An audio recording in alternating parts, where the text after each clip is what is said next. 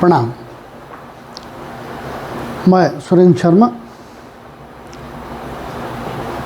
पिछले पाठों में हमने वृष लगन की कुंडली में 4 ग्रहों की युति का तृतीय भाव से फल आकलित किया था। आज हम चतुर्थ भाव से प्रारंभ करेंगे।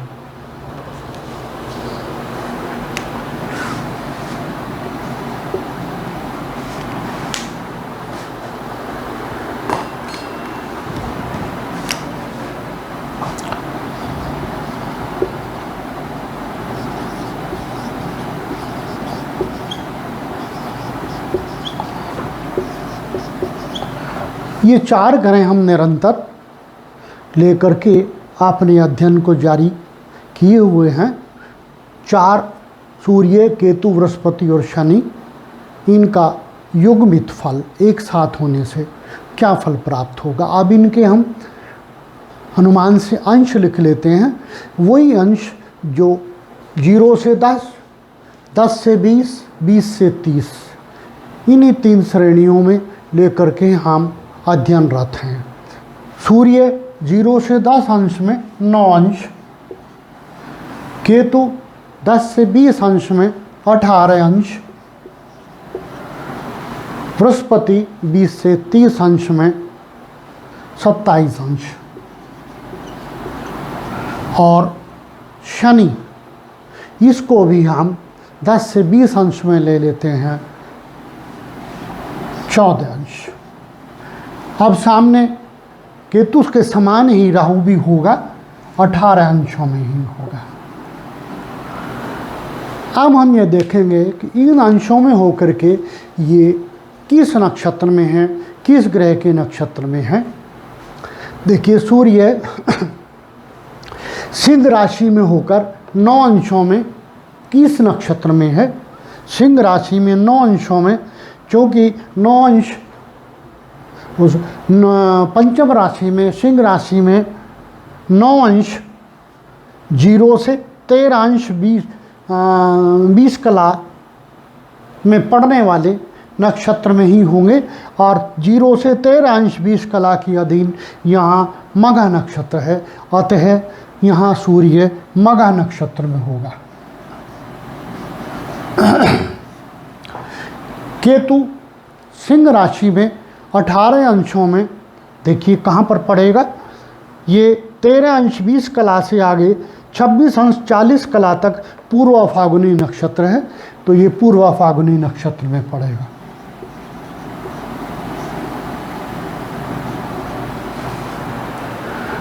बृहस्पति सिंह राशि में 27 अंशों में होकर के, देखते हैं कहाँ है। ये 26 अंश 40 कला से आगे 30 अंश तक उत्तरा फागुनी नक्षत्र पड़ेगा। अतः ये उत्तरा फागुनी नक्षत्र में होगा। शनि 14 अंशों में सिंह राशि में, देखिए ये पूर्व फागुनी नक्षत्र में पड़ेगा।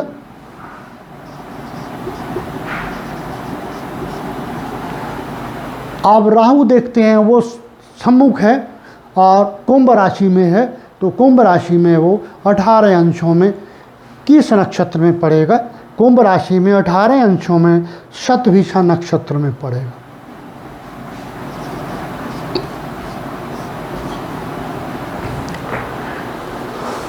यहाँ सूर्य मघा नक्षत्र में,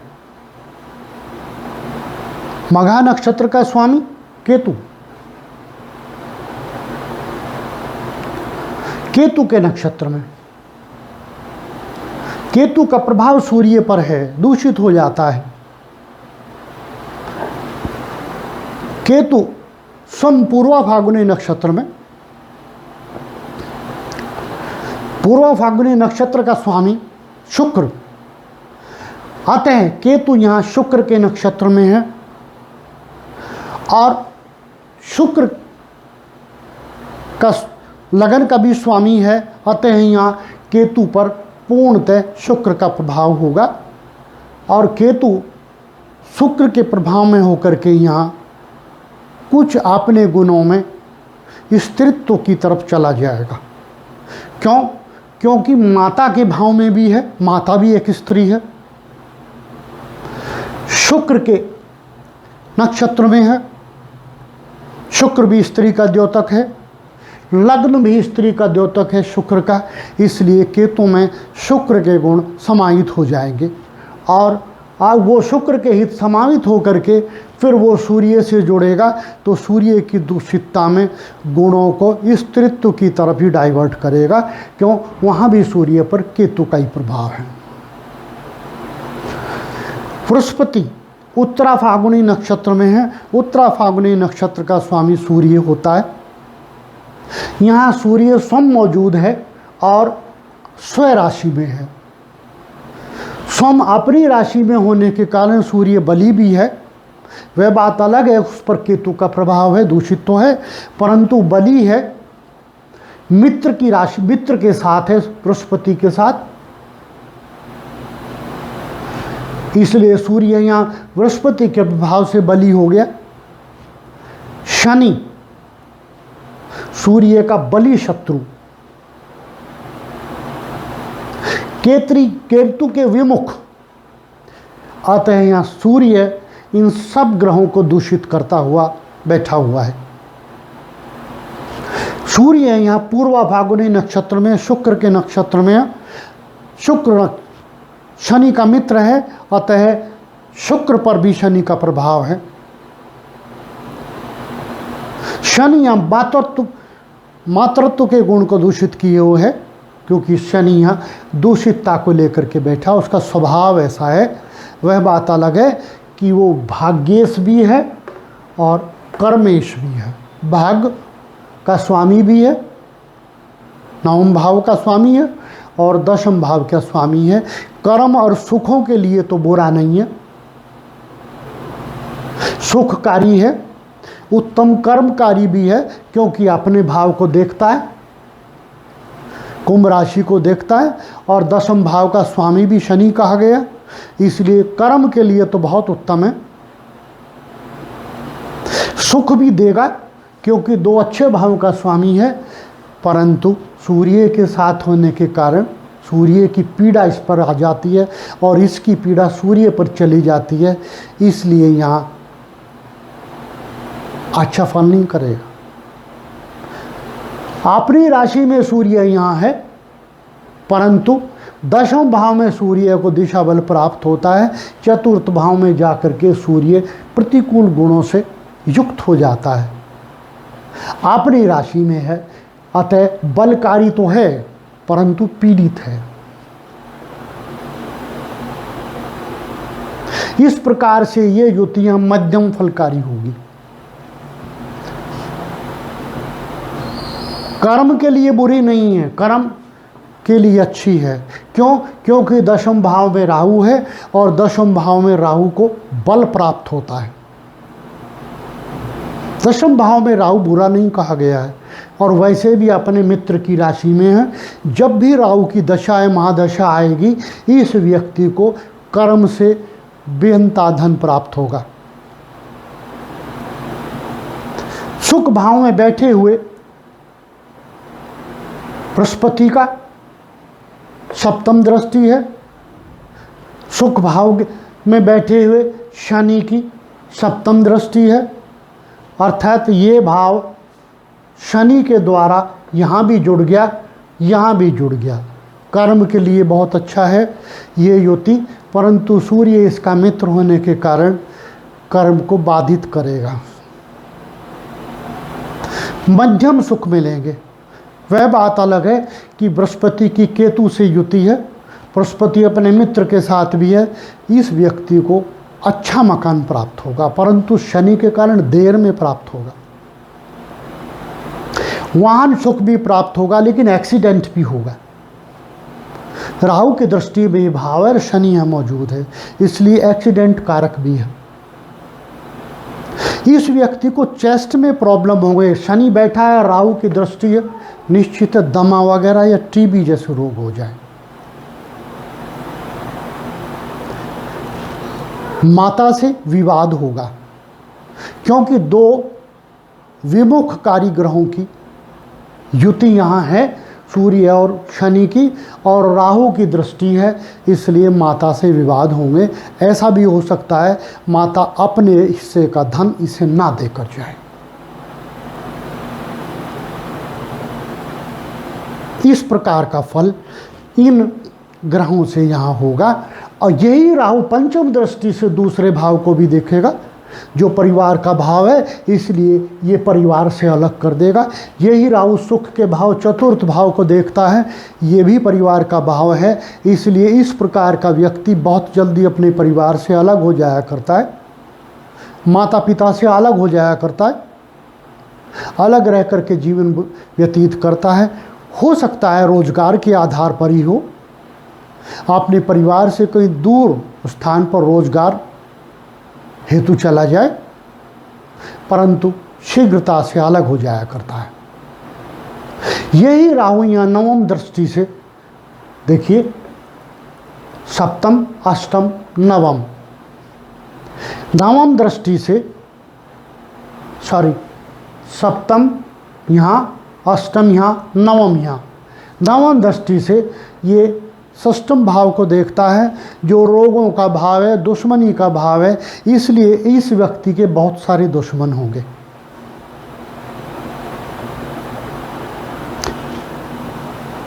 बाधित भी रोग शरीर को जीवन यापन करने में बाधित करेगा, और शरीर पर ऐसी रोगों की पीड़ा होगी जो इसे कर्म में, रोजगार में बाधा उत्पन्न करेंगे।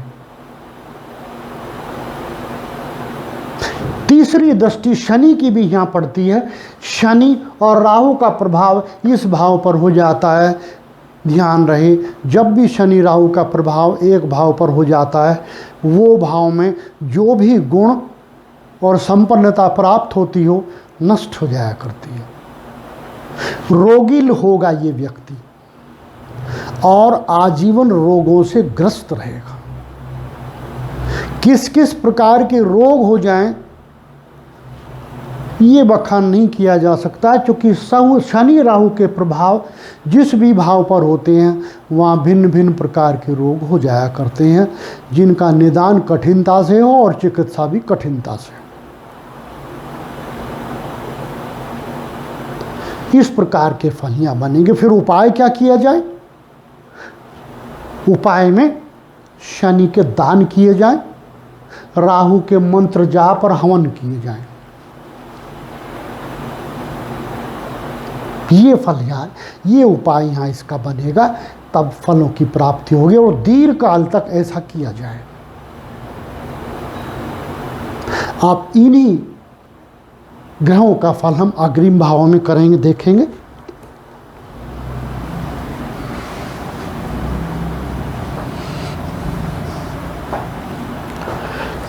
सूर्य, बृहस्पति, केतु, शनि, राहु। अनुमान से इनके हम अंश भी लिख लेते हैं। सूर्य 6 अंश, बृहस्पति 12 अंश, केतु 18 अंश और शनि 24 अंश। अनुमान से हमने इनके अंश लिख लिए, तो बृहस्पति केतु 18 है तो राहु भी 18 अंश हो जाएगा। हम इनके हम नक्षत्र लिख लेते हैं, कौन किस नक्षत्र में पड़ेगा, क्योंकि इनको हमने अनुमान से लिखा है, काल्पनिक ही तो है। देखिए, कन्या राशि है, कन्या राशि में सूर्य 6 अंशों में कहाँ पर पड़ेगा? कन्या राशि में सूर्य 6 अंशों में उत्तरा फाल्गुनी नक्षत्र में पड़ेगा।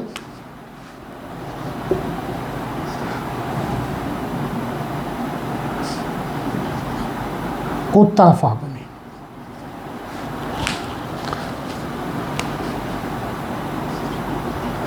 बृहस्पति कन्या राशि में 12 अंशों में कहाँ पड़ेगा? देखिए, ये अनुराधा नक्षत्र में पड़ेगा। अनुराधा। केतु 18 अंशों में कन्या राशि में कहाँ पड़ेगा? 18 अंशों में हस्त नक्षत्र में पड़ेगा। सॉरी, ये त्रुटि होगी, नीचे चला गया, वृश्चिक राशि का लिखा गया। बृहस्पति 12 अंशों में हस्त नक्षत्र में पड़ेगा। केतु 18 अंशों में, वो भी हस्त नक्षत्र में पड़ेगा। और शनि 24 अंशों में देखते हैं, ये चित्रा नक्षत्र में पड़ेगा। चित्रा।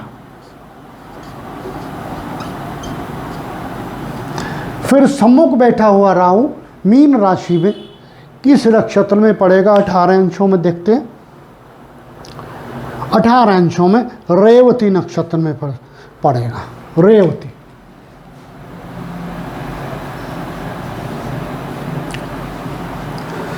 इस प्रकार से ये भिन्न भिन्न नक्षत्रों में हैं।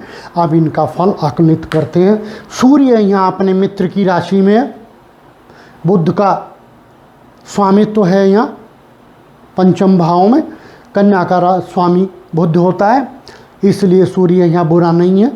वैसे भी सुखेश होकर के यहाँ बैठा हुआ है, चतुर्थ भाव का स्वामी है, इसलिए यहाँ सूर्य बुरा नहीं है, अच्छा है। बृहस्पति यहाँ अपने मित्र के साथ पंचम भाव में, पंचम का कारक भी बृहस्पति होता है, इसलिए सूर्य के साथ मिलकर के यहाँ बृहस्पति बहुत उत्तम फल देगा। केतु बृहस्पति के साथ मिलकर के योग बनाएगा, उत्तम योग बनाएगा, क्योंकि भाव उत्तम है। और परंतु शनि यहाँ चित्रा नक्षत्र में है और चित्रा का स्वामी मंगल होता है, इसलिए शनि यहाँ कुटिल हो गया। बृहस्पति हस्त नक्षत्र में है, जिसका स्वामी चंद्रमा होता है, बुरा नहीं है। सौम्य ग्रह के नक्षत्र में वह बात अलग है, चंद्रमा को बृहस्पति ज़्यादा पसंद नहीं करता। ये सूर्य उत्तरा फाल्गुनी में अपने नक्षत्र में है, सूर्य का नक्षत्र होता है।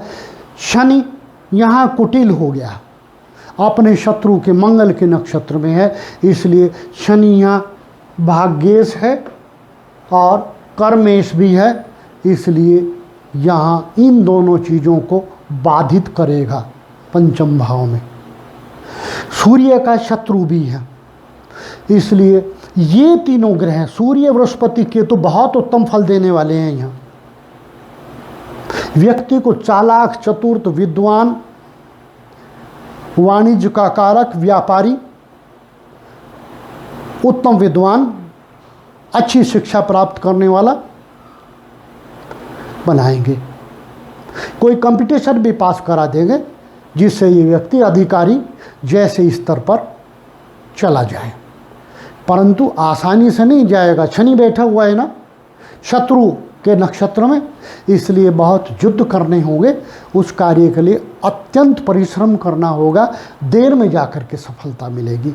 मिल तो अवश्य जाएगी, क्योंकि ये शनि यहाँ कर्म का स्वामी भी है, भाग्य का स्वामी भी है। फल के लिए बुरा नहीं है, परंतु डिले करेगा। कुटिल स्वभाव लेकर के बैठा हुआ है शत्रु के नक्षत्र में, मंगल के नक्षत्र में। अतः ये युति यहाँ 75% उत्तम फलकारी रहेगी। डिले अवश्य होगा हर कर्म में। पुत्र प्राप्ति योग लिए बैठे हैं सूर्य बृहस्पति हैं, परंतु बहुत देर में शनि का प्रभाव है, सम्मुख से बैठे राहु का प्रभाव है, इसलिए पुत्र प्राप्ति बहुत देर में होगी, शीघ्रता से नहीं होगी। बृहस्पति का भी स्वभाव है देर में काम कराना। राहु का प्रभाव है अपनी दृष्टि डाल के छीण कराना। सूर्य का प्रभाव भी है छीण कराना। इसलिए यदि ये स्त्री की कुंडली हो जाए तो 1 से 2 छीण भी हो सकते हैं, या उसे भारी भरकम चिकित्सा लेनी पड़े, तभी जाकर के पुत्र प्राप्ति हो। अब यहाँ बैठा हुआ राहु इस भाव को पीड़ा दे रहा है। रेवती नक्षत्र में बुध का नक्षत्र है, रेवती का स्वामी बुध, और नपुंसक के नक्षत्र में स्वम नपुंसक ग्रह है, इसलिए इस भाव को पूरी तरह पीड़ित कर रहा है। और पंचम भाव, पंचम दृष्टि से अपने यह तृतीय भाव में देख रहा है। ऐसा व्यक्ति अकेला हुआ करता है। बहुत कम अवसर हैं कि इसको भाई प्राप्त हो जाए। संभावना कम लगती है इस कुंडली वाले को। अब आते हैं वैवाहिक सुखों पर। शनि की तीसरी दृष्टि यहाँ पड़ती है सप्तम भाव पर, और राहु की नवम दृष्टि यहाँ पड़ती है। अष्टम सप्तम अष्टम नवम, राहु की नवम दृष्टि सप्तम भाव पर पड़ती है। इसलिए यहाँ शनि और राहु का पूरी तरह प्रभाव हो गया, तलाकवादी योग बना देता है। यदि समाज का प्रभाव ना हो, जातीय प्रभाव ना हो, जहाँ ये चीज़ें आसानी से नहीं होती, तलाक जैसी स्थितियाँ, यदि शिक्षित समाज है, सभ्य समाज है, वहाँ भी ये काम रुक जाते हैं। परंतु मध्यम समाज में आसानी से गाड़ी पार नहीं होती। ऐसी स्थिति में यहाँ तलाकवादी योग बना हुआ है। मंगल का प्रभाव भी शनि लेकर के यहाँ जा रहा है। ऐसी स्थिति के ग्रहों का इन भावों में ये फल होगा। उपाय क्या बनता है? यहाँ पर सूर्य के जाप करें, शनि के दान करें, राहु के भी दान करें।